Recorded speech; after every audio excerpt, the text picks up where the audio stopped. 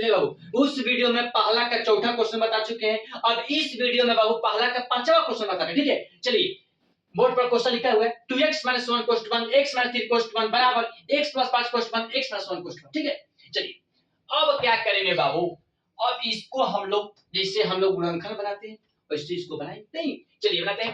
2x यहां पर common ले लेंगे, बोलो इतना बात समझ में गया।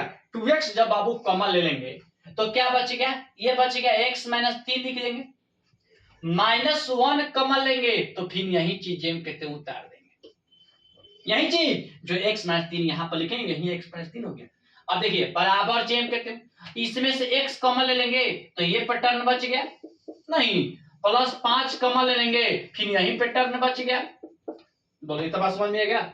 यही चीज यहाँ पर उतारेंगे, +5 कॉमन ले लेंगे यही चीज यहाँ पर क्या करेंगे उतार दिए नहीं। अब क्या करेंगे बाबू, तीसरा चीज गुना करेंगे तो 2x में x स्क्वायर से गुना करेंगे तो 2x स्क्वायर हो जाएगा, -3 में 2x से गुना करेंगे तो -6x हो जाएगा नहीं, -1 में x से गुना करेंगे तो x हो जाएगा, +3 हो जाएगा बराबर जी x में x से गुना करेंगे तो x स्क्वायर हो जाएगा, माइनस जी मतलब x में 1 से गुना करेंगे तो x हो जाएगा, +5 में x से गुना करेंगे तो +5x हो जाएगा, प्लस माइनस हो जाएगा, +5 में 1 से गुना करेंगे तो 5 हो जाएगा। बोलिए इतना समझ में आ गया।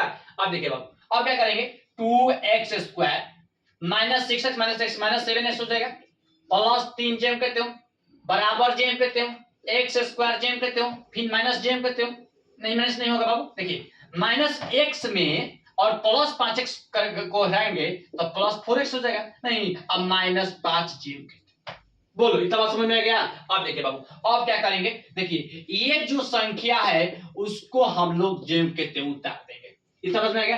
अब इसको प्रतिस्थापित करेंगे तो इसको या प्लस में इधर माइनस हो जाएगा तो -x² हो जाएगा नहीं, +4x है तो -4x हो जाएगा नहीं, -5 है तो +5 होगा बराबर क्या हो जाएगा, मतलब कि जब इधर से हम इधर करेंगे तो माइनस रहेगा तो प्लस हो जाएगा, प्लस रहेगा तो माइनस हो जाएगा नहीं, यही काम बाबू यहाँ पर किया। ठीक है, चलिए अब क्या करेंगे बाबू, अब इसको घटाएंगे 2x स्क्वायर में से एक x स्क्वायर घटेगा तो एक x स्क्वायर बचेगा नहीं, -7x -4x -11x हो जाएगा नहीं, +3 +5 +8 बराबर क्या 0।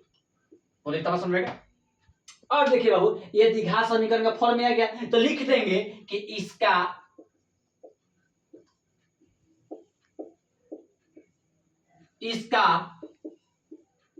अधिकतम घात क्या है 2 है। ठीक है, तो यह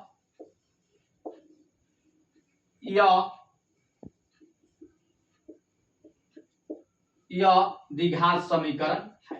यही बाबू प्रूफ करने के लिए बोल रहा है कि द्विघात समीकरण है कि नहीं है, नहीं तो द्विघात समीकरण यही देखिए बोले थे कि जब x का घात 2 रहेगा, देख लेंगे कि घात जब 2 है मतलब कि द्विघात समीकरण है, और घात 2 नहीं है द्विघात समीकरण नहीं है नहीं। तो यही अभी जितना क्वेश्चन बताए हैं, ठीक है, एक मात्र द्विघात समीकरण नहीं था और बाकी सब द्विघात समीकरण है नहीं।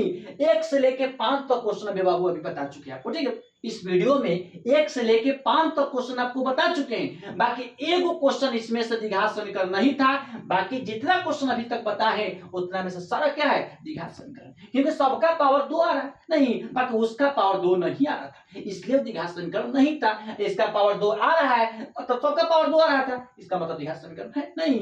यही क्वेश्चन बाबू प्रूफ करने के लिए द्विघात समीकरण है कि नहीं है। ठीक है, इस सवाल से बाबू इस टॉपिक से क्वेश्चन बहुत रिलेटेड रहता है। ठीक है, इस एग्जाम में जाइएगा 2026 में एग्जाम दीजिएगा तो इससे क्वेश्चन क्या रहता है ज्यादा रिलेटेड क्वेश्चन आता है। ठीक है, मतलब सबसे ज्यादा क्वेश्चन इससे रिलेटेड होता है। ठीक है, ये क्वेश्चन हो गया आपका अर्थमेटिकल प्रोग्रेशन हो गया। ठीक है, इसके बाद आपका त्रिभुज हो गया। ठीक है, तो आपका मतलब निशांक ज्यामिति हो गया। ठीक है, त्रिभुज हो गया। ठीक है, वृत्त हो गया।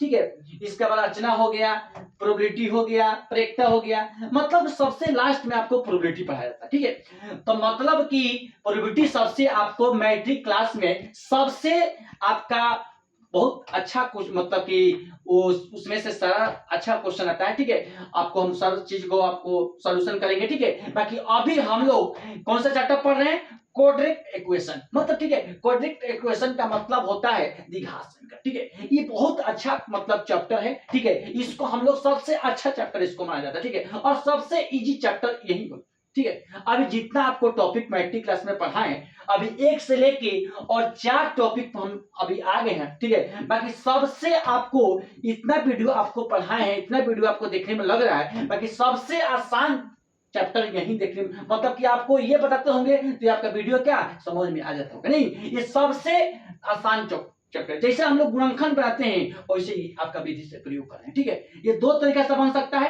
ठीक है। आपको गुणनखंड भी ऐसे ऐसा तीसरा चीज गुणक भी करके बना सकते हैं, या तो कमल लेके बना सकते हैं, नहीं मतलब जो भी आपको विधि से बनाना होगा वो विधि से बना सकते हैं। नहीं, हम एक विधि आपको बनाए हैं, आप 2 विधि बनाइए, 3 विधि बनाइए, जो विधि आपको लगाना लगा दीजिए। नहीं, बाकी हम बाबू देखिए इसको हम लोग 2 विधि से इसको सवाल को बना सकते हैं, ठीक है। एक विधि आपकी पता है, एक विधि आपको ये पता है, ठीक है।